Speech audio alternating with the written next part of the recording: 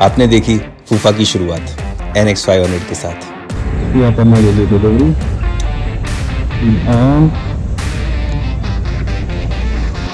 आपने देखा फूफा का फॉल। BMW बुक की बट डिलीवरी नहीं ले पाए, मगर अब आप देखोगे फूफा का रैम्पेज। साला BMW तो मैं लेके रहेगा। सिर्फ एक बाइक नहीं, अब मैं एक और बाइक लूंगा। अब राइज नहीं होगा, रैम्पेज होगा। आओ बताता हूँ कैसे।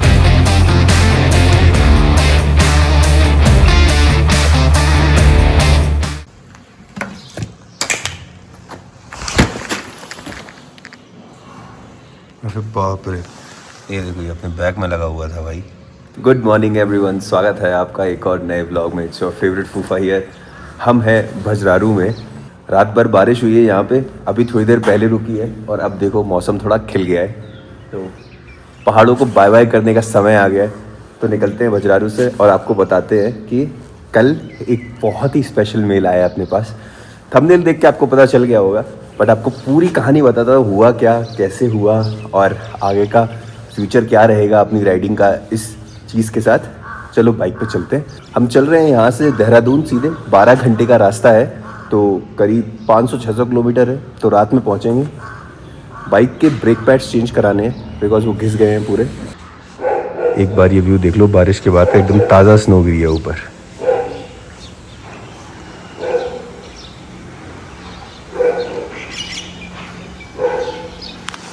चलो मिलते हैं आपसे बाइक पे। शक्ल पे मत जाना बिकॉज होंठ फट गए हैं, नाक फट गई है, यहाँ से भी स्किन निकल रही है। हम ट्रैक पे गए थे ना कल, तो कैप तो थी नहीं, ना कोई सनस्क्रीन थी बिकॉज कोई प्लान ही नहीं था ऐसा, तो सब कुछ फट रहा है, तो काला काला होके निकलेगा धीमे धीमे। But don't worry, all good, ये होता है, इट्स ए नेचुरल प्रोसेस। चलो बाइक पे चलते हैं। चलो जी, निकलते हैं अपन देहरादून की तरफ। और मिल गए हमारे भैया जी जो हमारे गाइड थे ट्रैक पे, अगर आपको याद हो तो। चलो मिलते हैं। भजराड़ू में भाई एकदम घर जैसा माहौल ही हो गया। सब लोग जान गए। लोग मुझसे आगे पूछ रहे हैं ना, अरे आप ट्रैक पे गए थे, कैसा रहा आपका ट्रैक? यही अंकल जी पूछ रहे थे। चलो अंकल जी, थैंक यू। उसके आगे एक और ट्रैक है भाई, जैसे श्रीखंड महादेव है ना वैसा, वो भी करेंगे, अभी नहीं। बट भैया जी से मैंने बात कर लिया, अरे आपको लेके चलूँगा, अगली बार दोस्तों को लेके आऊँगा।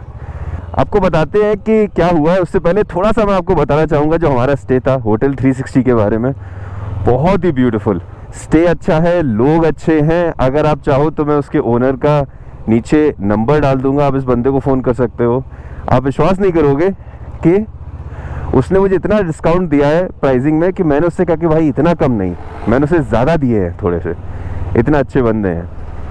ट्रैक पे जितना भी खाना जो भी हम लेके गए थे, चाय वाय, सब उसने फ्री में कर दिया। उसने कहा नहीं भैया, आप ट्रैक पे गए हो, हमारी तरफ से ही आपके लिए। तो अगर आप साच पास की तरफ जाओगे तो भजरारू बीच में पड़ता है, तो ये मेरी आपसे रिक्वेस्ट है कि ज़रूर यहाँ पे रुकना, आपको बहुत अच्छा लगेगा। इनकी हॉस्पिटैलिटी, रूम बेसिक ही है बट जगह A1 है। पूरा 360 व्यू आता है सामने, ठीक बढ़िया सा प्लेग्राउंड है जहाँ लोग क्रिकेट खेलते हैं, मज़ा आएगा आपको। चलो अपन निकलते हैं यहाँ से। ये है भजराड़ू का बस स्टैंड जिसका मैंने आपको ड्रोन शॉट दिखाया। क्या व्यू है, आप मानोगे हम उस तरफ गए थे, वहाँ पे एकदम कोने में, जस्ट मतलब उन्हीं के नीचे ही थे बर्फ के। ब्यूटीफुल। तो बात है आज से 4 या 5 महीने पहले की। मेरे पास एक मेल आया कि we have watch your video and we would like to offer you a job, so please let us know your convenient time to have a conversation। तो पहले मुझे लगा कि वो मार्केटिंग कंपनीज करती रहती है ना कि हम सोशल मीडिया मार्केटिंग करेंगे आपके लिए एंड ऑल दैट, मेल आते रहते हैं आपको। तो मुझे लगा ये वो होगा। Then I looked at their email जिससे आया था। तो जैसे अभी मैंने BMW को रिफंड के लिए मेल किया था, तो उसमें आता है @bmw.co.in। इसमें उस ब्रांड का नाम मेंशन था .com करके। तो मुझे लगा यार ये तो मतलब ओरिजिनल ही है। उसमें 2-3 लोग CC भी थे। तो आई रिप्लाइड, फिर उनका कॉल आया, मेरी बात हुई, तो मुझे पता चला ये जो चीज़ है ये जेन्युइन ही है। उन्होंने मुझे बताया कि वी हैव ऐसे ऐसे ओपनिंग, हमारे कोई बहुत ही, मैं नाम नहीं बता सकता बट बहुत ही सीनियर लेवल के पर्सन है जो आपके वीडियोस आपकी पंच केदार यात्रा से देख रहे हैं। अब हम कुछ करने वाले हैं नया, तो we are hiring new people, तो उन्होंने आपका नाम लिया है, इसलिए मैं कॉल कर रही हूँ। HR से थी। तो मैंने सोचा 4 महीने पहले तो अपनी ज़िंदगी बढ़िया चल रही थी ना, BMW बुक हो चुकी थी, सब कुछ सेट था, तो मैंने सोचा क्या ज़रूरत है नौकरी की। बट स्टिल मैंने कहा कि इंटरव्यू देने में क्या जाता है। पहले स्काइप पे हुई कॉल, फिर उन्होंने टेस्ट दिए, उनके टेस्ट 2-3 महीने चले हैं, मतलब उन्होंने मुझे अलग अलग टास्क दिए करने के लिए। एंड फाइनली आज से आई थिंक 25-30 दिन पहले उनका मेल आ गया कि we are confirming you for the job, आपको मिल गई है ऐसे ऐसे करके। उस बंदे का कॉल आया जो मेरे वीडियोस देखता था। He talked to me and he knows everything ना, मतलब मैं अपने वीडियो में सब बताता हूँ। He knows what's going on and everything. He said कि see anyway there is going to be a probation period, तो क्यों ना you also try and we are also trying something new. So there is a 6 months probation period and you do it. And he asked मी कि तुम्हें कितनी salary चाहिए। तो मैंने कहा मतलब जो भी इंडस्ट्री स्टैंडर्ड हो मुझे दे दो, मुझे तो पता भी नहीं है इस फील्ड में कितनी सैलरी क्या चलता है। तो बात हो गई, रख दिया। उसी के 2 दिन, अब मैं उससे मना नहीं कर पाया, बट ठीक है।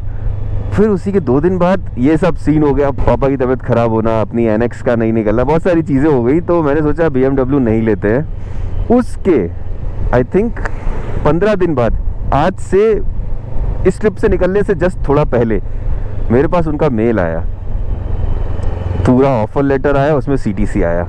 वो CTC जब मैंने देखा तो मुझे लगा अरे मैं इतना वर्थ हूँ क्या। अग्री कर लिया मैंने जॉब के लिए। मैंने कहा ठीक है भाई कर लेंगे, शुरू करके देखते हैं। बट मैंने उनसे कहा कि मेरी एक रिक्वेस्ट है कि मैं अपना ट्रैवलिंग नहीं छोड़ूंगा। And you know what that person said, he said I also don't want you to leave your travelling. तो फिर उन्होंने ऑफर लेटर नया भेजा अपडेट करके, और उन्होंने मेरे ऑफर लेटर में ऐसा लिखा है कि I will continue to do my vlogging work along with the job. और उस बंदे ने मुझे बताया कि they have reached out to some really big YouTubers, जिन्हें आप जानते हो, ऑफ कोर्स मैं नाम नहीं लूँगा, बिकॉज उन्हें कोई चाहिए था कंटेंट क्रिएटर ही अपने इस काम के लिए। बट उन्होंने सबके टेस्ट लिए ये 2-3 महीने में, एंड उसके बाद दे चोज मी। मतलब आई वाज लाइक रियली।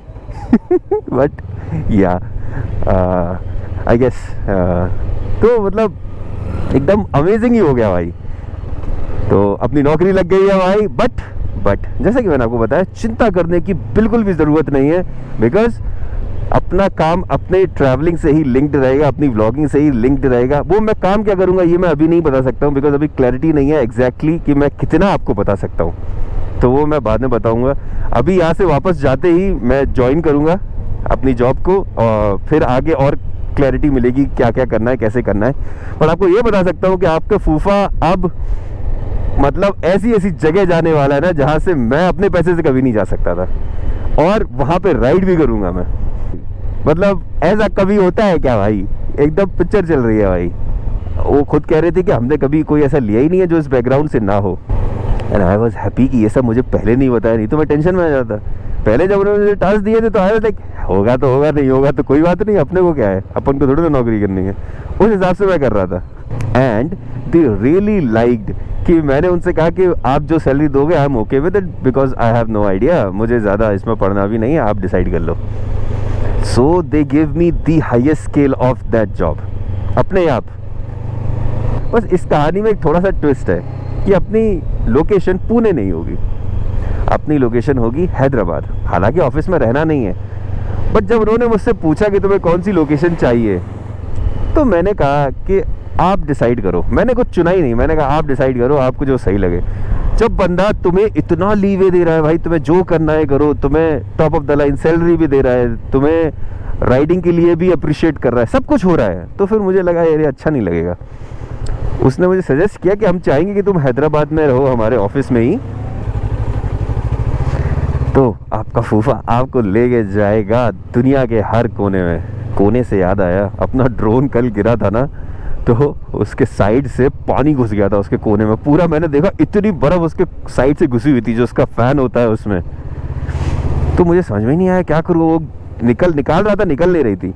तो मैंने ना फिर ड्रोन को ऑन कर दिया और हल्का सा उड़ा दिया, पूरा बाहर निकल गया भाई, पानी पानी बन के हल्का हल्का।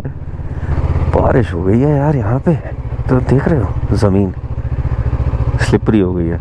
अदरवाइज पता है यहाँ इतनी धूल उड़ती थी ना, इन दैट सेंस ये अच्छी चीज़ है। बट यहाँ कल रात भर बारिश हुई है, आपको मैं एक बहुत ही अच्छी चीज़ बताना चाहूँगा जो आपके एक्सपीरियंस में काम आएगी, और एक ऐसी चीज़ है जो अगर आपको पता हो तो ये आपके बहुत फ़ायदे में रहती है। जब भी आप माउंटेन्स में होते हो, मानो कि आप आज रात में सोए और आपको ठंड लग रही है बहुत, ठीक है, अगले दिन जब आप सोए और अगर आपको लग रहा है कि यार आज ठंड कम है, इसका मतलब पता है क्या ऐसा होता है, इसका मतलब ये है कि ऊपर क्लाउड्स हैं। अगर मौसम क्लाउडी है तो ठंड कम होगी, अगर मौसम पूरा खुला हुआ है, साफ आसमान दिख रहा है, तो मतलब ठंड बहुत होने वाली है। ये चीज़ कल हुई मेरे साथ, तो मुझे याद आया मैं आपको बताऊं, ये बहुत काम की चीज़ है, ये आप याद रख सकते हो, क्योंकि पता तो हमें चली जाता है बट हम उसको रिलेट नहीं कर पाते हैं कि अरे आज ठंड बहुत कम है। दैट इज़ बिकॉज ऊपर क्लाउड से, दैट मीन्स कि बारिश होने वाली है, और रात भर बारिश हुई है कल। दैट्स वाई ये सब बने हुए हैं पटल। छोटी छोटी मगर मोटी बातें भाई शक्तिमान। फाइनली हम जा रहे हैं पहाड़ों से, बर्फ से दूर। YouTube ने भाई मेरी जिंदगी ही बदल दी है, आई एम नॉट लाइंग। मतलब तुम समझ रहे हो, जॉब अपॉर्चुनिटी, दोस्त अच्छे, कोई मेरे सब्सक्राइबर बेस देख के कह नहीं सकता कितने सब्सक्राइबर है, 6,500 बस। मगर जो मुझे सपोर्ट मिला है आप लोगों से, वो मतलब क्या बोलूँ मैं, अमेजिंग ही है। इससे बेहतर कुछ नहीं है। मेरी ज़िंदगी का सबसे बेस्ट डिसीजन था YouTube करना।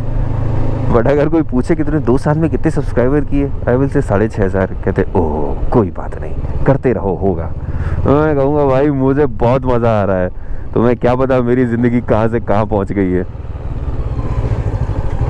ऐसा नहीं है कि कहीं पहुँच गई है, बट मेरे अंदर इतने अच्छे आसपास लोग आ गए हैं कि आप समझ रहे हो। There is Vijay, there is Priya जो हमारे सबटाइटल्स करते हैं, वो लोग अपनी जॉब में हैं at a very high post, फिर भी वो समय निकालते हैं सबटाइटल्स के लिए। मतलब उनका अगर पर आवर का रेट मैं बताऊँ ना तो कहीं और है भाई। वो अपने लिए जो इतना लगाते हैं, अभी देखो 50 मिनट का वीडियो मैंने नॉन स्टॉप का बनाया था, बाकी ये सारे वीडियोस आप देख ही रहे हो मैं बड़े बड़े बना रहा हूँ। ही टेल्स मी कि नहीं तुम बड़े वीडियो बनाया करो। मैंने कहा तेरा ही काम बड़े है, नहीं नॉट अ प्रॉब्लम, बड़े वीडियोस अच्छे लगते हैं।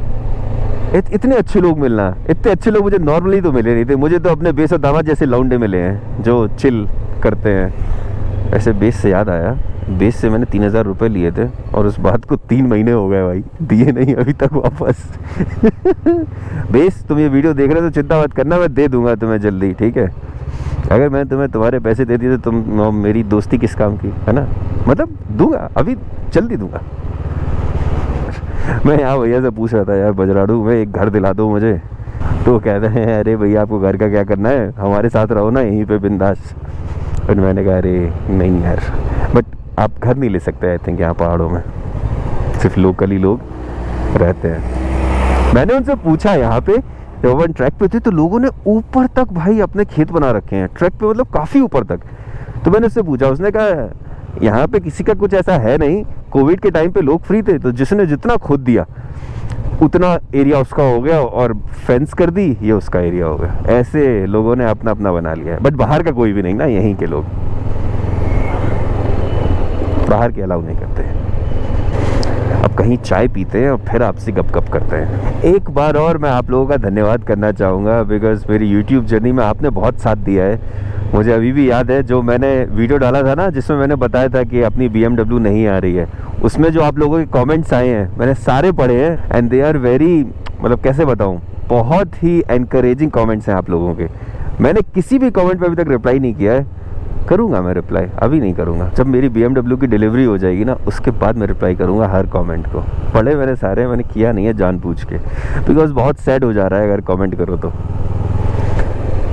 आई नो आप लोगों ने कहा क्या फूफा BMW के गाने गाते रहते हो, बट मेरे दिल के अंदर वो बस गया है भाई, एक घाव सा हो गया है कि मैं ले नहीं पाया बाइक। भैया जी चाय हो जाएगी और पराठा कौन सा है? आलू वाला, आलू प्याज। तो एक दे दो ना, एक चाय कर देना, एक आलू प्याज का पराठा। कहाँ से हो? मैं मुंबई से भैया। कहाँ गए थे भाई? मैं यहाँ बजराड़ू में रुका हुआ था। गंदगी का लेवल दिखा दूँ आपको बाइक का।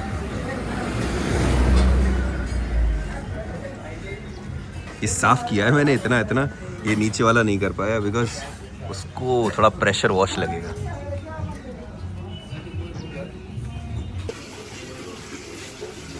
पराठा दही और सब्जी, क्या बात है, एंड विद ए कप चाय। ये है सबसे वियर्ड कॉम्बिनेशन। क्या पराठा है भाई, देख रहे हो कितना बड़ा है। ये देखो, वो खड़ी अपनी बाइक।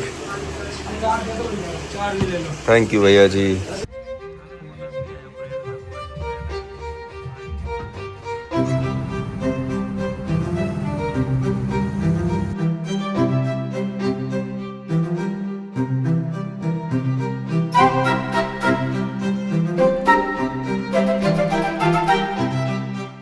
रोड पे सारी गाड़ियाँ क्यों खड़ी हुई हैं? ये देख ना, इतनी सारी गाड़ियाँ खड़ी हैं और गाड़ियों में कोई भी नहीं बैठा है। कुछ हो रहा है क्या भाई? सब कुछ तो ठीक है, क्या प्रॉब्लम है पता नहीं भाई। अपन तो निकल लिए। अच्छा, जेसीबी की खुदाई देख रहे हैं भाई साहब।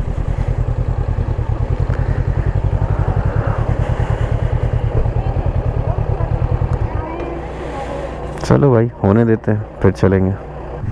कि जमाना ये भला है और जो राह में मिला है, थोड़ी दूर जो चला था वो भी आदमी भला था।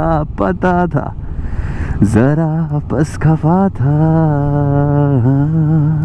वो भटका जरा ही मेरे गाँव का ही वो रास्ता पुराना, जिसे याद आना जरूरी था। लेकिन जो रोया मेरे बिन वो एक मेरा घर था, पुराना सा डर था, मगर अब ना मैं अपने घर का रहा।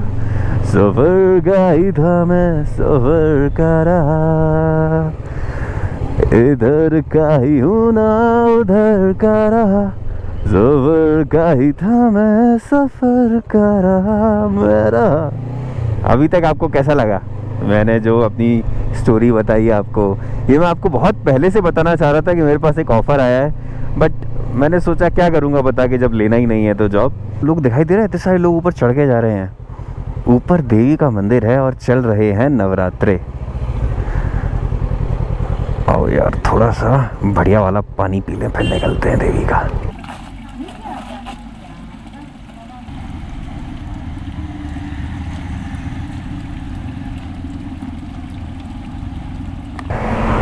अरे हीरो, क्या खा रहे हो तुम? पूड़ी खा रहे हो? क्या बात है। वाटरफॉल। नहीं नहीं धन्यवाद। अच्छा, यहाँ से पूड़ी चल रही है। अच्छा, वो है ना, देवी के नवरात्रे चल रहे हैं, उसके लिए वही पूड़ी वो खा रहा था बंदर। क्या बात है। आपने पुष्पा मूवी देखी पहला पार्ट, जिसमें वो लकड़ियां ऐसे फेंक देता है और डैम में जाके फंस जाती हैं? ये देखो, ये सारी लकड़ियां हैं उसी तरीके से, देख रहे हो? ये सब यहाँ के फंस गई हैं बिकॉज यहाँ डैम है। कितनी लकड़ी है, माय गॉड। पुष्पा मूवी वालों ने यहीं से ही उठाया होगा वो वाले सीन का आइडिया। पूरी वहाँ से रिवर चली आ रही थी और यहाँ डैम है, सब यहीं लकड़ियाँ इकट्ठी हो गई हैं। बाप रे। उस प्लांट के ऊपर उन्होंने रिकॉर्ड नहीं करने दिया मुझे। यहाँ पे अभी क्या हुआ, ये टर्न है ना, इस टर्न पे पूरे रावी रिवर का मैप बना हुआ है, कहाँ कहाँ पे डैम लगे हैं, वो सारी चीज़ें। तो मैं रुक के देख रहा था, रिकॉर्ड नहीं कर रहा था, मैं देख ही रहा था। तो वहाँ से पुलिस वाला दौड़ता हुआ है, कहता यहाँ मत रुको। तो मैंने कहा सर मैं ये मैप देख रहा हूँ, आप ही ने तो लगाया हमारे देखने के लिए। तो कहता है तुम्हें क्या समझ में आएगा, इसमें आगे निकलो। तो मैंने कहा सर आप मुझे हल्का आदमी समझ रहे हो, ये जो बड़ा बंगाल आपको दिखाई दे रहा है, मैं यहाँ कालियानी पास पे 10 दिन ट्रैक करके होके आया हूँ। तो वो कह अच्छा ठीक है अब जाओ जाओ यहाँ से। आपको एक और बात वही बतानी है मुझे कि मेरी पहली YouTube की इनकम मैंने विड्रॉ कर ली है, उसमें से एक सर्टेन पार्ट देवी के लिए निकाल दिया है। और ऐसा ही मैंने सोचा है आगे फ्यूचर में भी जो भी कमाएंगे उसका एक सर्टेन पार्ट हमेशा देवी की तरफ निकालेंगे, और जो आश्रम जाएगा। मैं कहीं और डोनेट नहीं करना चाहता। मैंने इस चीज़ के बारे में सोचा, इट्स गुड कि आप पहले ही प्रॉमिस कर लो खुद को। अब चाहे 100 रुपये आए तो भी उतना जाएगा, चाहे 10 करोड़ आए तो भी उतना जाएगा। मैंने सोचा कहीं और डोनेट करने के लिए, फिर मेरे मन में एक ही ख्याल आया, जब मैं आश्रम में था 2019 से 2021-22 तक, तब आश्रम ने ही मुझे पाला है। मतलब ना मेरे पास पैसे थे, ना मेरे पास कोई सपोर्ट था। उन्होंने मुझे योगा सिखाया, उन्होंने मुझे रहने का घर दिया, उन्होंने मुझे अच्छा खाना दिया, मतलब समझ रहे हो, और उन्होंने मुझे खुद ही बेहतर बनने में बहुत मदद करी। तो मुझे लगता है अगर मैं वहाँ पे सपोर्ट करूँगा तो हो सकता है आगे कभी मेरे जैसे और लोग आए तो उन्हें भी ये सपोर्ट मिलता रहे। आपका डिफरेंस ऑफ ओपिनियन हो सकता है सदगुरु के लिए या आश्रम के लिए, बट भाई वो चीज़ मेरे लिए काम करी है पर्सनली, तो मैं तो वही करूँगा। तो मेरा जो अमाउंट निकलेगा वो सीधा उतना कट के देवी के पास जाएगा आश्रम में, इतना मैंने सोचा है। स्टार्टिंग फ्रॉम आवर सैलरी जो अपन ने निकाली है, रॉक बॉटम पे होते हो तब एक तिनकी का भी सहारा बहुत होता है भाई। आश्रम ने तो बहुत हेल्प करी है मेरी, एंड एक बार भी कुछ मांगा भी नहीं, मतलब लाइक वापसी में कुछ भी नहीं। अब मैं यहाँ हूँ तो कोई प्रेशर नहीं है, कोई कॉल नहीं है, कुछ नहीं है। अब तुम्हें जो करना है तुम करो। कभी कुछ था ही नहीं है एनीवे, बट अभी भी ऐसा ही है। मुझे अभी भी याद है, मैं यमुनोत्री में था 2018 में, दिवाली के टाइम पे। पूरे यमुनोत्री में कुल 4 लोग थे बस, क्योंकि दिवाली थी, द्वार बंद होने वाले थे, और मैं जहाँ से यमुनोत्री निकलती है ना मैया, वहीं पे सोया हुआ था रात में। वो एक ऐसे छोटा सा मंदिर, अगर आप गए हो तो वहाँ नीचे से हाथ डालते गुड़ गुड़ गुड़ आवाज़ आती रहती है, वहीं सोया था मैं। महाराज जी ने कहा तुम्हें सोना है, तुम्हें यहाँ सो जाओ, कोई प्रॉब्लम नहीं। वो रात के बाद से सब कुछ ही बदल गया।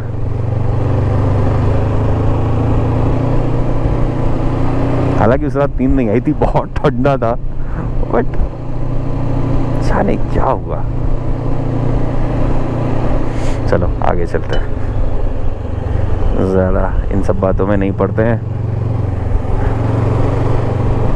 भाई मुझे ना एक फल वाला दिख गया, मैंने केला खाना है भाई, और 2 केले खाते हैं फिर चलेंगे। अंकल जी आपको केला खाते देख के मेरा मन कर गया खाने का। भैया 2 केले दे देना खाने के लिए अभी। आप यहीं रहते हैं? हाँ यहीं।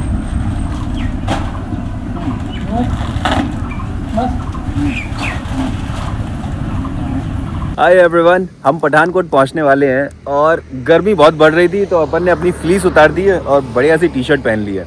जो राइनॉक्स की अपन इनर लेयर पहनते थे वो पता नहीं कहाँ है यार, बहुत दिन हो गए पहनी नहीं ना, इतनी ठंड थी तो कहीं तो खो गई है बैग के अंदर। तो रुका था मैं, खुले में ही चेंज कर लेते हैं, अपन को कोई इतना फ़र्क नहीं पड़ता भाई। चेंज कर लिया है, चलते हैं वापस। मिलते हैं आपको यहाँ से बहुत दूर, अभी बज रहा है दोपहर का 12 या 12:30। मिलते हैं आपको सीधे शाम को 4-5 बजे, क्योंकि लार्जली यहाँ से जो रास्ता वो हमने देखा ही हुआ है, नया रास्ता जो शुरू होगा वहाँ से आपको मिलते हैं। Let's go. एक अच्छी चीज़ है वैसे कि मैं कह रहा था ना पहले आपसे एक बार कि यार यहाँ पे जो स्मेल आ रही है वो आपको आए तो आपको मज़ा आ जाए। मैं इस समय जिस अवस्था में हूँ, इट्स वेरी गुड कि आपको कोई स्मेल नहीं आ रही है। Let's go. 1 मिनट का स्टॉपेज था तो मैं थोड़ी सी अंगड़ाई ले रहा था यहाँ पे सिग्नल पे।